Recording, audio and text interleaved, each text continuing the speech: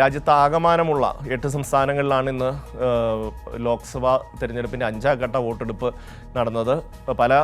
പ്രത്യേകിച്ചും മുംബൈയിൽ വളരെ പതുക്കെയായിരുന്നു വോട്ടെടുപ്പ് എന്നുള്ളതാണ് ലഭിക്കുന്ന വിവരം. ഒരുപാട് ജനങ്ങൾ ഒരുപാട് നേരം ക്യൂവിൽ നിന്നിട്ട് വോട്ട് ചെയ്യാതെ മടങ്ങിപ്പോകുന്ന ഒരു സാഹചര്യം മുംബൈയിൽ ഉണ്ടായി എന്ന് പറയുന്നു. ലോക്സഭാ തെരഞ്ഞെടുപ്പിൻ്റെ 5ാം ഘട്ട വോട്ടെടുപ്പിൻ്റെ ഔദ്യോഗിക സമയം വോട്ട് എടുപ്പിനുള്ള ഔദ്യോഗിക സമയം പൂർത്തിയായി. 5 മണിവരെ 56.68% പോളിംഗ് രേഖപ്പെടുത്തി. ഇപ്പോൾ ദില്ലിയിൽ നിന്ന് സ്വാതി ചേരുന്നു. സ്വാതി, എങ്ങനെയാണ് ഈ 5ാം ഘട്ട വോട്ടെടുപ്പിൻ്റെ വിശദമായ വിവരങ്ങൾ?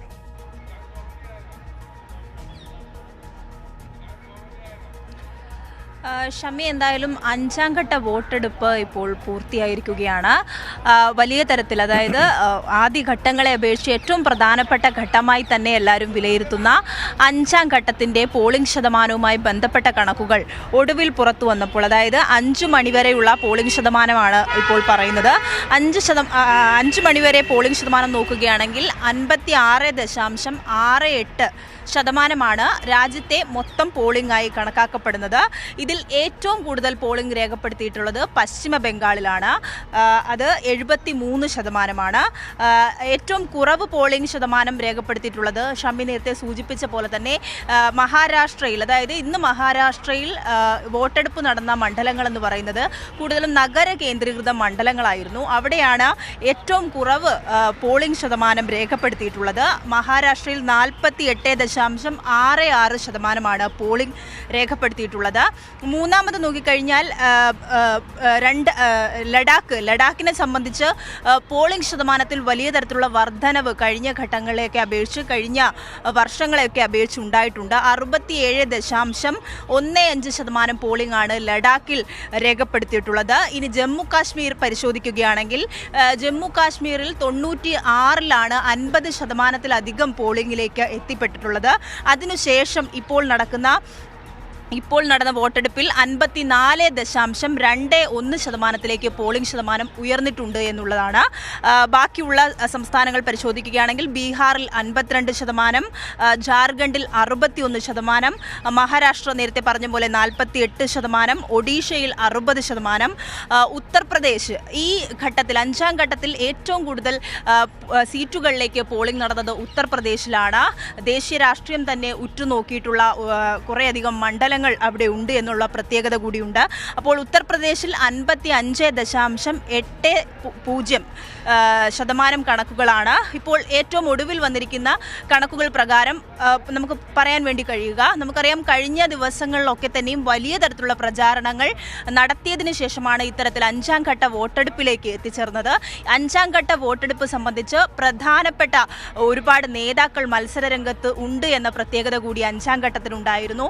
സ്മൃതി ഇറാനി, കേന്ദ്രമന്ത്രിയായിട്ടുള്ള സ്മൃതി ഇറാനി, രാജ്നാഥ് സിംഗിൻ്റെ മണ്ഡലം, അതായത് ലക്നൌവിൽ നിന്നും രാജ്നാഥ് സിംഗ് മത്സരിച്ചു. രാഹുൽ ഗാന്ധി റായ്ബറേലിയിൽ നിന്നും മത്സരിച്ചു. എന്തായാലും വലിയ പ്രതീക്ഷയോടെ മുന്നണികൾ കണ്ടിരുന്ന ഒരു തെരഞ്ഞെടുപ്പ് ഘട്ടം കൂടിയാണ് 5ാം ഘട്ടം.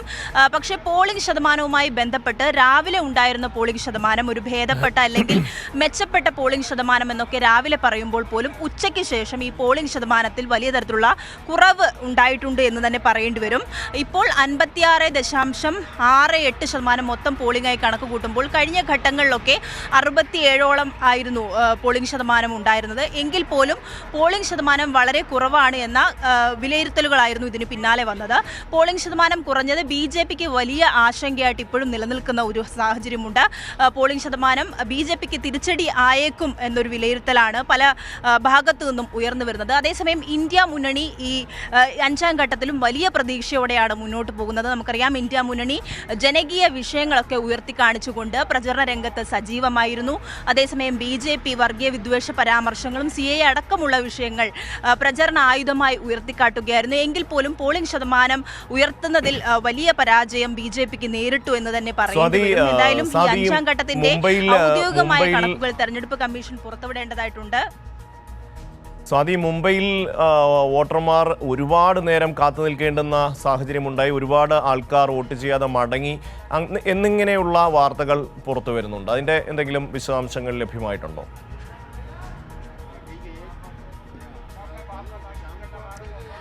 നേരത്തെ സൂചിപ്പിച്ച പോലെ തന്നെ മുംബൈയെ സംബന്ധിച്ച് ഈ നഗരപ്രദേശങ്ങളിലായിരുന്നു ഈ പോളിംഗ് മണ്ഡലങ്ങൾ കൂടുതലും നഗരപ്രദേശങ്ങളിലായിരുന്നു. അവിടെ നടന്നിട്ടുള്ള വോട്ടെടുപ്പിൽ ഒരുപാടധികം ആളുകൾ അല്ലെങ്കിൽ വോട്ടർമാർ പുറത്ത് കാത്തു കെട്ടിക്കിടക്കേണ്ട ഒരു സാഹചര്യം ഉണ്ടായിട്ടുണ്ട്. മുഴുവൻ പേർക്കും വോട്ട് ചെയ്യാൻ കഴിയാത്ത സാഹചര്യമുണ്ട്. ഇപ്പോഴും പോളിംഗ് ബൂത്തിന് പുറത്തായ ആളുകൾ തടിച്ചുകൂടിയിരിക്കുന്നതായിട്ടാണ് നമുക്ക് അറിയാൻ കഴിയുന്നത്. അവിടെയാണ് ഏറ്റവും കുറവ് പോളിംഗ് രേഖപ്പെടുത്തിയത് എന്നുകൂടി മനസ്സിലാക്കേണ്ടതായിട്ടുണ്ട്. കാരണം ഉച്ചവരെ മഹാരാഷ്ട്ര തന്നെയാണ് പോളിംഗ് ശതമാനത്തിൽ ഏറ്റവും പുറകിൽ നിൽക്കുന്ന സംസ്ഥാനം എന്ന് വിലയിരുത്തപ്പെടേണ്ടതായിട്ട് വരും. ഉച്ചയ്ക്ക് ശേഷം അതിലധികം പോളിംഗ് ശതമാനത്തിൽ വലിയ കുറവ് തന്നെയാണ് അവിടെ നിലനിൽക്കുന്നത്. എന്തായാലും മുഴുവൻ വോട്ടർമാർക്കും വോട്ട് രേഖപ്പെടുത്താൻ കഴിഞ്ഞില്ല എന്ന ഒരു പരാതികളൊക്കെ തന്നെ ഉയർന്ന ഒരു സ്ഥലം കൂടിയാണ് മഹാരാഷ്ട്രയെ സംബന്ധിച്ച് പറയുകയാണെങ്കിൽ. ഷമ്മി, സ്വാതിയാണ് ദില്ലിയിൽ നിന്ന് വിവരങ്ങൾ നൽകിയത്.